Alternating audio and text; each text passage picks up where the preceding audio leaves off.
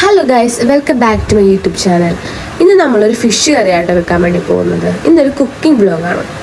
അപ്പോൾ അതിനായിട്ട് കുറച്ച് തേങ്ങ ഞാൻ എടുത്തിട്ടുണ്ട്.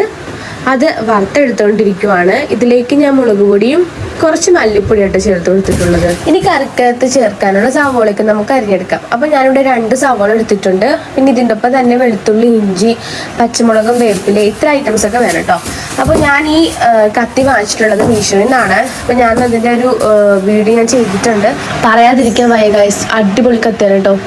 നല്ല സ്മൂത്തായിട്ട് അരിഞ്ഞെടുക്കാൻ പറ്റുന്നുണ്ട്. അപ്പോൾ ഇത് കോംബോ ആയിട്ടാണ് കിട്ടിയിട്ടുള്ളത്. അടിപൊളി കത്തിയാണ്. പക്ഷെ സൂക്ഷിച്ചില്ലെങ്കിൽ കൈക്ക് മുതൽ ചാൻസ് ഉണ്ട്. കാരണം എനിക്കിട്ട് ചെറുതായിട്ടൊന്ന് കിട്ടിയിട്ടുണ്ടായിരുന്നു പണി. അപ്പോൾ ഇനി നമുക്ക് കുക്കിങ്ങിലേക്ക് കയറാം. ഞാൻ അതേ ഒരു ചട്ടി ചൂടാക്കാൻ വെച്ചിട്ടുണ്ട് കേട്ടോ. ചീനച്ചട്ടി എടുത്തിട്ടുള്ളത്. ഇവിടെ നമ്മുടെ മൺചട്ടി ഇല്ലാതെ പൊട്ടിപ്പോയി വീട്ടിലുണ്ടായിരുന്നത്. എനിക്കും മൺചട്ടിയിൽ വെക്കുന്നതാണ്, മീൻകറി വെക്കുന്നതാണ് കേട്ടോ ഇഷ്ടം. പക്ഷെ അത് ഇല്ല, പൊട്ടിപ്പോയി. അതുകൊണ്ട് ഇപ്പോൾ നമുക്ക് ഈ ഒരു ചട്ടി വെച്ചിട്ട് അഡ്ജസ്റ്റ് ചെയ്യാം. അപ്പോൾ ചട്ടി ചൂടായിട്ടുണ്ട്. അതിലേക്ക് നമുക്ക് എണ്ണയൊക്കെ ഒഴിച്ചു കൊടുക്കാം കേട്ടോ. ഇനി അടുത്തതായിട്ട് ഉലുവയാണ് ചേർക്കുന്നത്. എനിക്ക് മീൻകറിക്ക് ഉലുവ ചേർക്കുന്നത് ഭയങ്കര ഇഷ്ടമാണ് കേട്ടോ.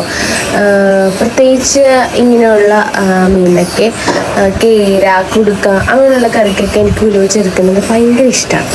അതുകൊണ്ട് നമ്മൾ ഈ കറിക്കും ഉലുവ ചേർക്കുന്നുണ്ട്. ഉലുവയൊക്കെ ഒന്ന് പൊട്ടി തുടങ്ങി കഴിഞ്ഞിട്ട് ഇതിലേക്ക് കുറച്ച് ഇഞ്ചിയും വെളുത്തുള്ളിയും അരിഞ്ഞു വെച്ചിട്ടുണ്ട്, അത് ചേർത്ത് കൊടുക്കും. അടുത്തതായിട്ട് ഇതിലേക്ക് ചേർക്കാൻ വേണ്ടി പോകുന്നത് സവോളയാണ്. അപ്പോൾ ഞാൻ ഓൾറെഡി പറഞ്ഞിട്ടുണ്ട് 2 സവോളയാണ് കേട്ടോ ഞാൻ എടുത്തിട്ടുള്ളത്.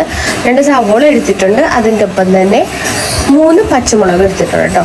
അത്രയും ഐറ്റംസ് അരിഞ്ഞിട്ട് ചേർത്ത് കൊടുത്തിട്ടുള്ളതാണ്. പിന്നെ കുറച്ച് കറിവേപ്പില കൂടി ചേർത്ത് കൊടുത്തിട്ടുണ്ട്.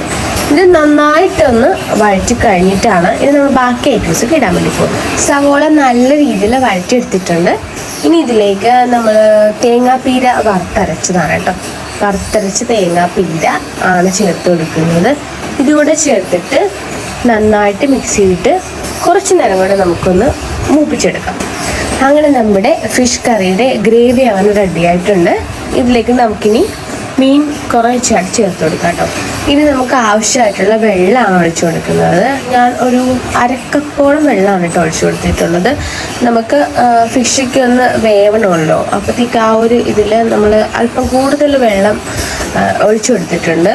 ഇത് നന്നായിട്ട് തിളച്ച് ഒന്ന് കുറച്ച് തിളവന്ന് ഒന്ന് കുറുകി കഴിഞ്ഞിട്ടാണ് നമ്മൾ ബാക്കി കാര്യങ്ങളൊക്കെ ചെയ്യുന്നത്.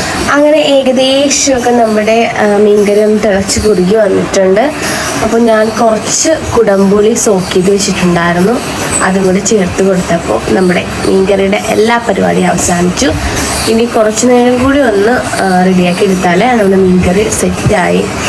അപ്പോൾ മീൻകറി അടിപൊളിയായിട്ട് റെഡിയായിട്ട് വന്നിട്ടുണ്ട്. ഇന്നത്തെ ഒരു ചെറിയൊരു വ്ലോഗ് ഇത്രയേ ഉള്ളൂ. വീഡിയോ ഇഷ്ടമായെങ്കിൽ ലൈക്ക് ചെയ്യാനും നമ്മുടെ ചാനൽ സബ്സ്ക്രൈബ് ചെയ്യാൻ മറക്കരുത്.